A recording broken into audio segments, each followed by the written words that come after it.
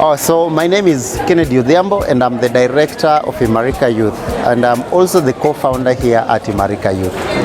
Now, talking about Imarika Youth, in which year was this organization started, and could you please shed more lights on the key values of Imarika Youth? So Imarika started in the year 2019,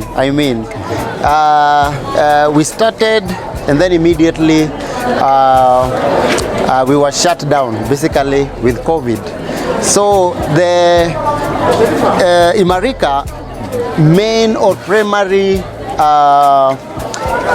objective of Imarika Youth is basically to be able to help students who are graduating from high school have a transition plan. Yeah, so basically that was the main objective of why we started Imarika Youth, and we wanted just to be able to see, because we saw so many young people. That's the age, that's the area that we lose so many young people into drugs, into crimes, into just a lot. Because you leave high school, you haven't got the grades you want or expected to get, and then you ended probably, you get discouragement basically from your parents, from your community, and you, as a young person, you feel basically useless. And so Imarika Youth, through this program called Daraja, helps you calm down, collect yourself, figure out, hey, what next? What else am I good at that I'm able to do? Even trying to be able to abandon probably your goals or dream of what you wanted to become before sitting exam, the course that you wanted to do, and figure out where can we start. Are we able to start small so that we progress to where we want to be? And so we take them through 3 months of the program to instill value. We try to instill value to these young people. We try to connect, to help them connect with themselves. And then after 3 months, we graduate them, like today is a graduation. And then after graduation, it's when we bring the skill aspect of things, where we'll train them on photography, videography, we'll train them on solar, we'll train them on ICT and all that. Yes. Today I've seen a good number of youths graduating from Imarika Youth. So I don't know, how do you feel about today's event? This is, I am extremely happy to see these young people graduate. So when we started way back in 2019, we only enrolled like 15 students who were part of this program. As we speak today, we are graduating double that number. 39 of them have graduated today. And majority of them, of course, are going to transition into the next phase of Daraja, which is skill-based. And so I am so much excited, and at the same time extremely humble for the support we've gotten from the community, from everyone else who have come to bring their expertise to be able to support this student to be able to graduate today. Now, talking about Daraja, what's the difference between Daraja and Imarika? Or Daraja is just a program within Imarika? So Daraja, Imarika is the organization. Daraja is a program within Imarika. So in Imarika we have 3 programs. So we have Daraja, that is basically taking care of the ex-cons. This program, it's actually the backbone of Imarika Youth. That's why we talk about Daraja a lot. And then we have Imara. Imara is basically doing discipleship and mentorship to young people in school. So basically it is an introduction of Daraja, but we reach out to children through mentorship and discipleship when they are still in school. And then we have Lulu. Lulu is our 3rd program that is basically taking care of girls. We try to sensitize them on the issues around ladies. We do a lot of prevention measures. We do GBV, we give them pads, we do a lot of prevention. We also bring so many volunteers and volunteers on board to be able to talk to our girls. Yes, so basically Imarika have 3 main programs that we run around here. Why only girls in that particular program?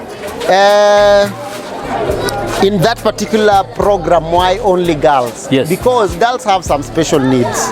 And we realize that from our community, there are things that are they haven't been normalized, and so we need sensitization around them. And one of them is the shame that come with period. Especially we've seen when girls lack education, and it is basically their time, that time of the month, they start shying away, they start using some crude stuff to be able to prevent, you know, their normal cycle from happening. And so as organization, what we are doing is just providing a space where we are able to talk with these girls about the entire process, assuring them that that's a normal process and there's nothing to be ashamed of, and providing them with pads. We've partnered with different organizations like Polycom to be able to do that. We do talking box where we get into deep issues with these ladies to be able to just to see how best are we able to prevent teenage pregnancy, how best are we able to prevent them from these STIs, how best are we able to give them the right information so that they don't get it from probably wrong sources. In your opinion, what next for these youths after graduation from Imarika Youth? I think I've also tried to explain what next after this graduation. Sure. After this graduation, we've worked on what we call values. Our society right now lacks what we call value. You can be a very good doctor, but you are a thief. You are a doctor who steals medicine from hospital. And so we are so much interested in instilling the right values in these young people, and that's why we take our 3 solid months to be able to do that, to feel that we are now confident that you have the right values to implement even the skills. So once they graduate, they go to phase 2 of Daraja. Phase 2 of Daraja, they are going to learn 3 skills that we provide here, and I believe we are going to add even more and more skills depending with our ability. So number 1 skills that we do here, we do photography and videography. Free. We are also introducing what we call solar. We are going to train our young people on how to mount and install solar. Solar is a new thing and it's a clean energy. Electricity is getting more expensive and more people are installing solar. And so we want our young people to tap into that, so that at least when they acquire these skills and they acquire this skill, we can take them to internship with solar companies around, and out of that, through that, they'll be able also to get jobs. Yes, once you have a skill, it is easy to get a job. But right now, without a skill, if you ask a young person, what can you do? This is what they'll tell you. Anything. You give me anything, I will be able to do. But with skills, now you are equipped. You are able to ask specific job and say, this is what I can do. Apart from that, we've seen majority of our youth also joining university. And some of them might lack school fees. That might be delayed a little bit. And that's why we are calling for people basically out there. Reach out, support these young people. They are multi-talented. We've seen talent apart from just the skills that they acquire from Imarika Youth. These people are talented, they are extremely smart, and the narrative that nothing good can come out of Kibera is going to demystify, because we've seen great and mighty stuff. This place have the potential of great and mighty stuff from this community to change the narrative. We are tired of our politicians basically taking advantage of young people for their own good, you know. But we want young people who will stand and say, no, enough is enough, because I am busy with my work. I am busy with developing myself, other than being used by politicians and stuff. Yes. I would like to know it from you. Do you have any other plan of bringing on board more programs to accommodate more youths in Imarika Youth? Yes, and I'll tell you this. When we started Daraja, we did not have a complete framework. We framework or the resources to be able to get it where it is right now. So when it all started, yes. It was just, you know what, let's take them through phase 1, which is 3 months. Yes. And then with the time, we realized that no, value enough is not enough. So we started bringing people on board. Actually, phase 2, we do it through partnership. We've partnered with so many organizations, including Photostat, who are doing the photography classes. We are partnering with ICT. Ajira has been here today, and they are going to teach our young people on ICT. And so, to answer your question, yes, we are going to increase more and more based on the ability that we have, based on the resources that we have. But again, we are also reaching out to people out there. You know, your organization is doing something that will benefit young people. Your organization is looking for people to intern with them. Reach out. We'll be able to give you trustworthy young men who are willing to do what? To change and be a change maker in this community. Now, I would like to know it from you. How can we support organizations in creating environment needed in developing life skills and values? How can you support organizations like Imarika Youth? Like Imarika Youth. Yeah. How can they be supported? I know, and this is the truth. Majority of organizations that are doing amazing job in this community and even beyond, you know, they are grassroots organization.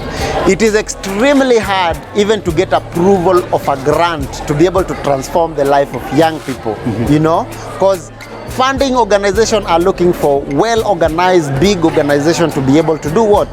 To be able to fund, because they've proven beyond. So it becomes extremely hard to get grants. It becomes extremely hard to do, to get basically financial support to run such programs. But my plea to donors, people out there that are looking for people, for organization to support, they have direct impact. They have direct impact in the life of young people.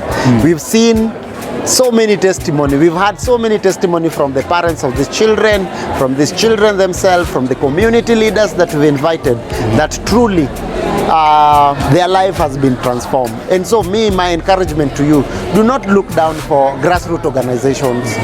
Give them a chance, you know. They might not have they might not even meet the requirement for the grant, you know, because those grants, they have some, you know, like some difficult demand to basically be able to get approved. But the thing is, grassroots organizations are doing amazing job. So we are calling for all the donors and come support grassroots organization and also visit them, get to know them at a personal level other than the paper level, because so many organizations are also very good at paperwork, but practically they are not directly supporting the work of the community. And so, and this is how we are going to change the narrative, the poverty cycle within this community, within a community like Kibera, where a majority of people are living, you know, below $1, you know. Majority of these young people depend on scholarship and sponsorship from different organizations. Their family do not have stable income to be able to support their education and all that. And so, my plea to all of you, support these young people. These people are going to be the change maker, not just in this community, but in this country. When a young person, and I believe that our economy as it is, has been held by skill like this, you know, skill like this. When you give a young person a skill, they're not going to rob you. They are going to be busy trying to figure out how can I make a living out of the skill that I have already acquired. And so it is going to reduce the rate of crime around us. It's going to reduce teenage pregnancy. It's going to reduce and bring probably the best out of a community like Kibera. Yes. You did mention about challenges to do with funding. Yes. And you also mentioned about COVID-19. Yes. Is there any other challenge that Imarika Youth has faced since its inception? Now, a big challenge that we faced during, as I said, we opened up and then COVID hit us so hard. So during that period, students were basically home for around eight months. You know what I mean? So the biggest challenge we've experienced is, number one, we've seen huge number of teenage pregnancy. A child as young as 10 years was brought in our office expectant, and you do not know what to do, you know? So that's a huge problem in our community. And my call basically to people in our community, let's take responsibility, let's take care of each other. Because if we take care of each other, such incidents won't happen, you know? Let's take care of our children. Number two, we've interacted with students who have opted to take their life or commit suicide. And you dig down and you realize that the cause root of all this started basically at home. Parents calling their children some funny names that discourage them. And they feel, hey, if my parents feel this way, I'm their child. Am I really worth living? And so my call to our parents is, let us support. Let's create an environment where we are able to create a relationship with our children. Let us encourage our children so that the best, they may bring the best of the best version of themselves out. Yes. Your last word to any organization just like Imarika that is outside there. It can be within Kenya or outside Kenya that is trying to elevate the lives of our youths. Keep doing what you're doing. Sometimes it can be difficult because doing this kind of job have a lot of challenges, and number one challenge is basically resources. It can be discouraging sometimes because you want to do this, you have this idea, and you know of how much money is out there, especially when it comes to our politicians and all that, but they're doing nothing probably even to transform the life of our young people in a community. And so my encouragement to you would be this: keep doing what you're doing. Don't get tired. It may not make sense right now, but you are touching a life. It doesn't have to be a group of 39 students like the graduate we have today, but just determined to transform one life. That's what would matter. Because you look at it, you might not be able to save the whole world, but you can touch one life. Sure. And so be encouraged and keep doing what you're doing. Keep knocking those doors. Keep getting the help you need, basically to be able to transform your community. Great. Thank you very much for taking time to talk to us in Habari 254 and sharing with us the measures you are putting in place to ensure that you take care of these youths, challenges they are facing. Thank you so much. Okay. It was such a great pleasure, man. Great. Thank you, Habari 254. Thank you so much for coming on board. And if you want to watch probably how the graduation went, Habari 254 will be airing out. Thank you so much for coming into this. Great. Yeah.